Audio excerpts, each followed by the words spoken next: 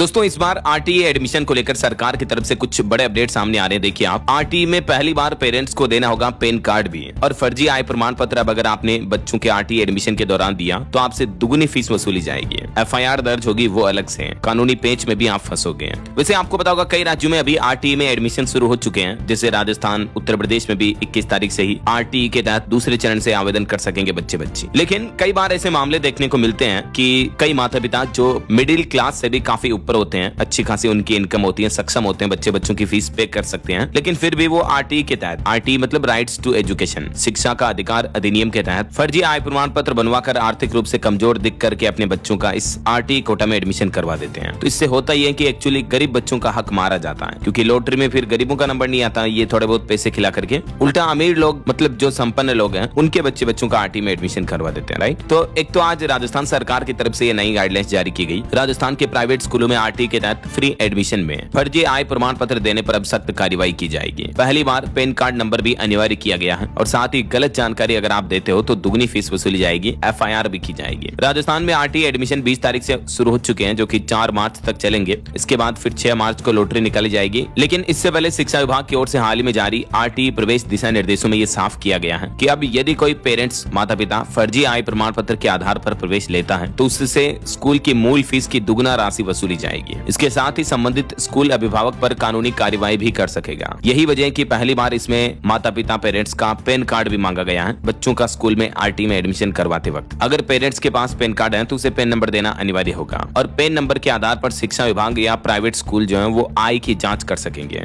हालांकि जिनके पास pan card नहीं है तो कोई दिक्कत नहीं है, उन्हें पैन नंबर भरना जरूरी नहीं होगा, ठीक है। लेकिन ऐसे में उनके लिए क्या, जिनका अगर पैन कार्ड नहीं बना हुआ है, जो आईटीआर रिटर्न वगैरह नहीं भरते हैं, तो उनके लिए नए नियम है। सबसे पहले देखिए आरटीई में एडमिशन कार्यक्रम का पूरा शेड्यूल क्या क्या रहेगा। तो 20 फरवरी से 4 मार्च तक अभिभावक ऑनलाइन आवेदन कर पाएंगे। 6 मार्च को लॉटरी आएगी। 11 मार्च तक स्कूलों के क्रम में परिवर्तन का अवसर भी मिलेगा अभिभावकों को, माता पिता को अपनी स्कूल चेंज कर पाएंगे वो बच्चों के लिए, है ना। फिर 13 मार्च तक पहले चरण के आवंटन होंगे। 13 से 21 तारीख तक फिर दस्तावेज सत्यापन, जो डॉक्यूमेंट वेरिफिकेशन होता है वो होगा। फिर 27 मार्च को दूसरे चरण की लॉटरी निकलेगी, फिर उसके दस्तावेज सत्यापन वगैरह वगैरह। इस तरह से ये पूरी प्रक्रिया तीसरे चरण तक चलेगी 21 अप्रैल तक, ठीक है। तो ये तो पूरा शेड्यूल हो गया। अब देखिए जिन अभिभावकों, माता पिता के पास अगर पैन कार्ड नहीं है लेकिन पेरेंट्स की आर्थिक स्थिति पर शक होने पर अब स्कूल उनकी जांच कर सकेगा। कई बार होता है ना, मतलब कार में बिठा करके ला रहे बच्चे को, लेकिन फिर भी कमजोर आर्थिक वर्ग में बच्चों का एडमिशन आरटीई कोटा में करवा रखा है, तो ऐसे अभिभावकों पर कार्रवाई की जाएगी अब। और जांच के दौरान स्कूल उन माता पिता से पैन कार्ड मांग सकता है। अगर कोई अभिभावक कह देता है कि उनके पास पैन कार्ड नहीं है और स्कूल को फिर भी उनकी आर्थिक स्थिति पर शक होता है, तो पहले स्कूल अपनी तरफ से जांच करेगा, उसके बाद शिक्षा विभाग को भी शिकायत पत्र भेजेगा। फिर शिक्षा विभाग संबंधित अभिभावक से आईटीआर रिटर्न जमा कराने को कहेगा। अगर आईटीआर जमा कराने के बाद कोई गड़बड़ी या फर्जीवाड़ा सामने आता है तो फिर उन माता पिता अभिभावकों के साथ सीधी कार्रवाई की जाएगी, एफआईआर दर्ज होगी और उनसे दुगनी फीस वसूली जाएगी। ऐसा वैसे इस मामले पर tax consultant advocate Madan Mohan Vyas का कहना है कि पैन कार्ड नंबर से स्कूल स्तर पर जांच करना संभव नहीं है, क्योंकि